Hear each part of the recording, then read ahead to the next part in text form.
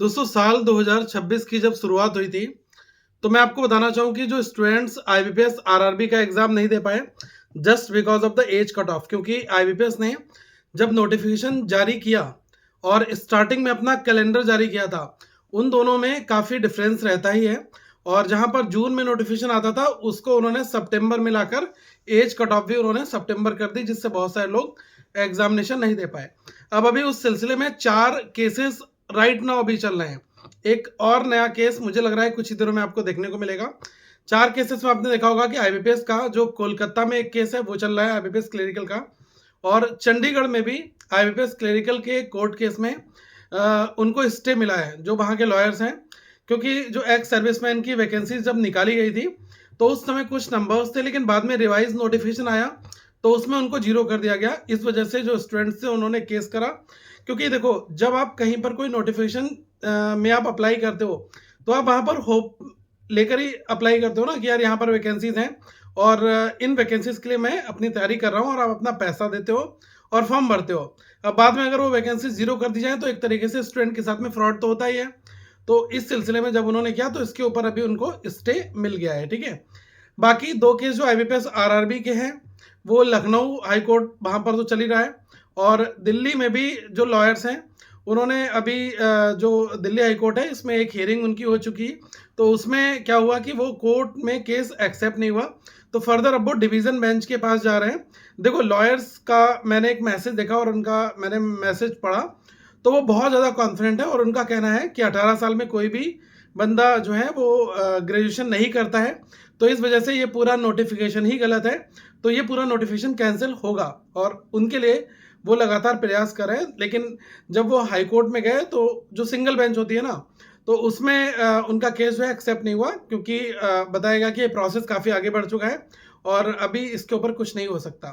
तो लॉयर्स ने डिसाइड किया है कि हम इसको डिवीज़न बेंच पर ले जाएंगे। देखो, डिवीज़न बेंच कुछ इस तरीके से काम करती है कि अगर आप अपनी एफआईआर कराने किसी कोर्ट किसी आप पुलिस स्टेशन में जब जाते हो, तो वहाँ पर अगर आपको पहली बार में भगा दिया गया, आपकी एफआईआर नहीं लिखी गई किसी कारणवश, तो आप ऊपर जाकर एसएसपी के पास चले गए, या फिर आप डीजीपी के पास जाकर याचिका देते हो, तो वहाँ पर आपकी बात सुनी जाती है।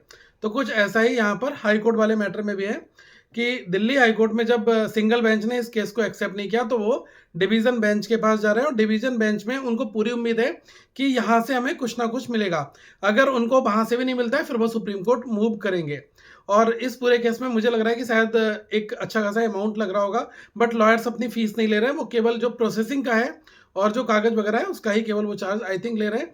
तो अभी शायद 1 आध लाख में ये वाला केस हो जाएगा, क्योंकि आईबीपीएस आरआरबी के लिए जो स्टूडेंट्स हैं, उन्होंने आईबीपीएस रिफॉर्म्स ग्रुप बनाया हुआ है, अमर सर इस नाम से। मैं उस ग्रुप का लिंक भी दे दूंगा, क्योंकि लोगों को नीड है अब आपकी। अगर आप चाहते हो कि यार इस केस में कुछ पॉजिटिव हो, तो आप थोड़ा बहुत अपना कंट्रीब्यूशन जरूर वहाँ पर करो, और मिलकर ही लड़ाई जीती जा सकती है। अगर डबल बेंच में भी कुछ नहीं होगा, तो वो सुप्रीम कोर्ट जाएंगे, और सुप्रीम कोर्ट से उनको न्याय मिलने की पूरी पूरी उम्मीद है। लॉयर्स का बहुत ही कॉन्फिडेंट है।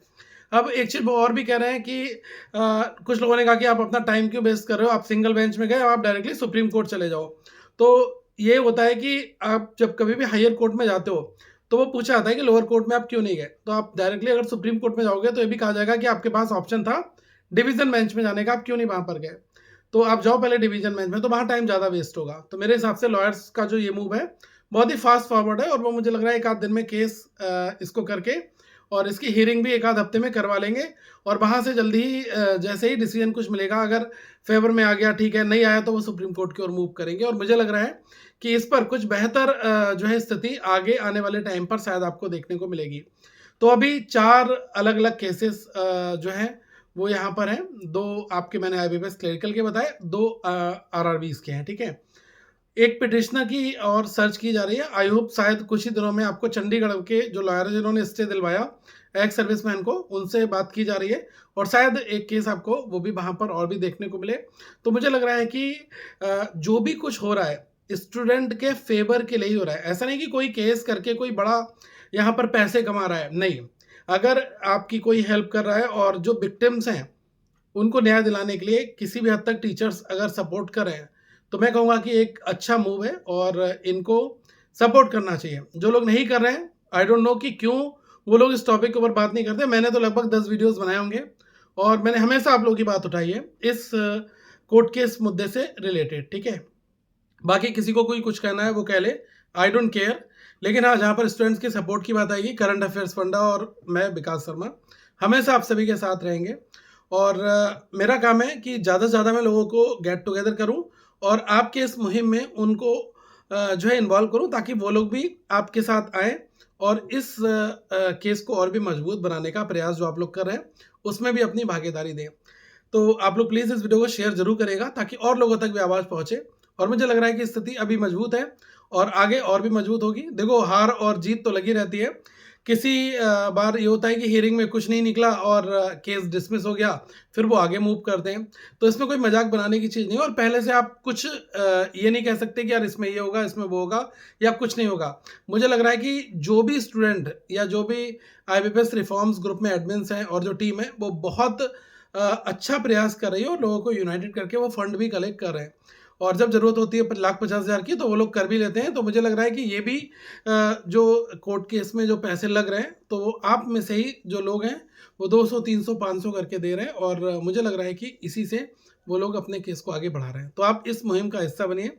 और IBPS रिफॉर्म्स ग्रुप के नाम से अमर सर, तो आप इसको एक बार ज्वाइन कर लीजिएगा। इसमें आपको बहुत सारे अपडेट भी मिलेंगे। बाकी करंट अफेयर्स फंडा आपको अपडेट देता रहेगा, मेरे साथ जुड़े रहिएगा। Thank you so much. और मैं कहूँगा कि शायद आपको थोड़ा डिले मिले लेकिन एक अच्छा रिजल्ट ज़रूर मिलेगा। Thank you once again.